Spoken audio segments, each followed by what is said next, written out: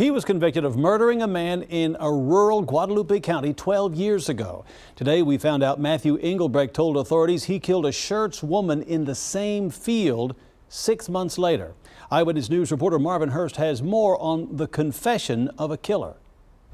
Court records show Matthew Englebrecht as a man who has no problem with murder or owning up to it. He took a plea deal for killing 19-year-old Damon Villanueva in a field along Cibolo Creek in May 2002.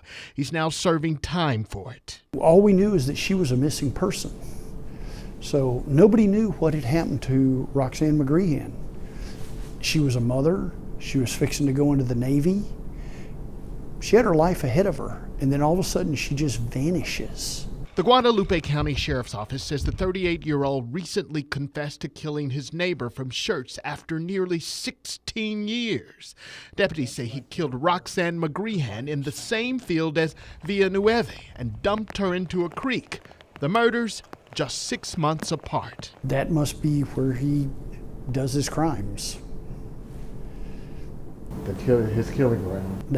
That's exactly it. Englebrecht has now been indicted for capital murder and tampering with evidence based on a witness, corroborated evidence, and his own words. We've gotten key details that only the killer would be able to provide. McGreehan's manner of death is not being released just yet. Neither have they released a motive for the October 2002 killing. As for the talkative capital murder suspect, investigators don't believe he's linked to any other murders, but say just in case, if you have information connecting him to another killing, give them a call.